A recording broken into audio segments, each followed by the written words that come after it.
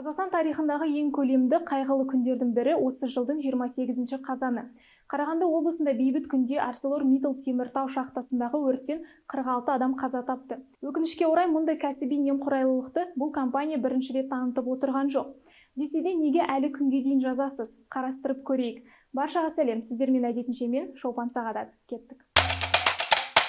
Соңғы 10 жылдықтарда ArcelorMittal нысандарында төтенше жағдайлар жүйелі түрде болып отырды.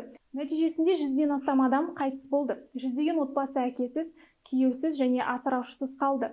1995 жылдан бастап ArcelorMittalда трагедиялардың хронологиясына тоқталайық, бірақ бұл толық тізім еместігін ескертейін. 1995 жылы Шахтинск қаласындағы Ленин атындағы шахтада метан жарылды, 13 кенші қаза тапты.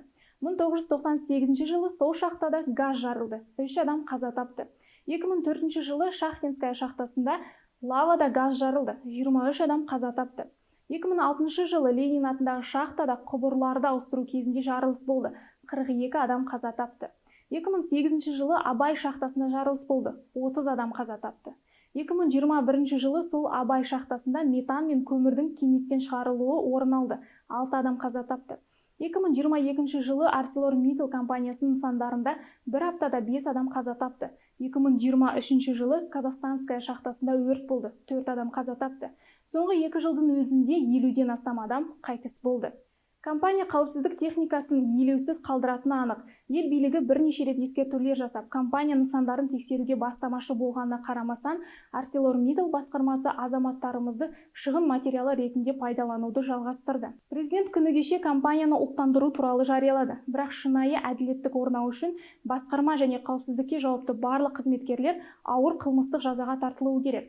Сонымен қатар компания қайтыс болған қызметкерлердің балаларын кәмелетке толғанға дейін қаржылай қамтамасыз ету керек. Сарапшылар ArcelorMittal биржалық есептігін қарады. Көрсеткіштері өте жақсы. 2022 жылы 80 миллиард долларлық айналыммен жабылды. Оның ішінде салықтан кейінгі таза пайда 9 миллиард ақш долларын құрайды. Бүгінде ArcelorMittal басқара алмағандықтан Кармет комбинат және Қарағанды облысындағы қалған активтер елеусіз қайтарылған болды. Оған қоса кеншілердің өлімі үшін компания 20 миллиард ақш долларын оңай өтей алады. Ал Виджей Гоял кем дегенде 8 жылға қамалу керек. Өйткені оның еңбекті қорғау мен қауіпсіздік техникасына деген ашкөздігі бірнеше ондаған адамның өліміне әкелді. Ол және оның топ-менеджмент серіктестері қылмыстық жауапкершілікке тартылуы керек. Анықтама үшін американдықтар 11 мұнайшының өлімі мен төгілген мұнай үшін 54 миллиард доллар айыппұл салды. Ал апатқа байланысты барлық тазарту жұмыстары 145 миллиард ақш долларына жетті. Компания толығымен барлығын өтеп, тазарту жұмыстарын жүргізіп, көпке дейін кешірім сұрады. Бізде шетелдік компаниялар жауапкершілікті бұндай деңгейде тартқанын көрмедік. Жалпы аталған компанияға қатысты соңғы жылдары түрлі сөздер шығуда. Ең көп талқыланатыны Митталды елдің бұрынғы басшылығы тікелей қорғаштағаны, яғни бұрынғы премьер-министр Серік Ахметов айтқандай болса, түбі түсінікті. Безусловно, он пользовался политической поддержкой бывшего президента. Митталу никто ничего не мог сказать. Понятно, почему он получал такие преференции. Жалпы соңғы жылдары елімізде төтенше жағдайлар көбейді. Тіпті 2019 жылдан бүгінге дейінгі уақыттың өзінде қанша жағдай орын алды.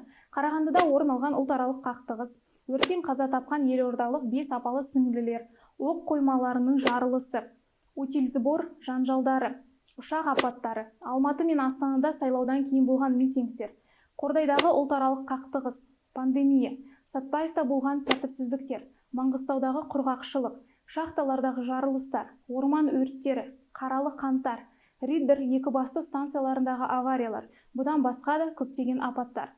Бұл 40-50 жылда жаңартылмаған, тозығы жеткен елдің бейнесі.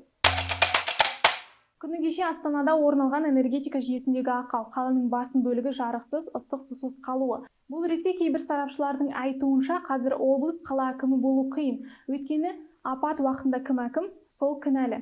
Бізде бір апат жағдай орын алмайынша ештеңе түзетіліп жаңартылмайды. Енді бұндай жағдайдан кейін бәрі де қолға алынып түзетіледі деген үмітпен сіздермен қоштасамын. Қосар ойыңыз болса видеосына комментарий қалдыра кетіңіз. Келесі кездескенше.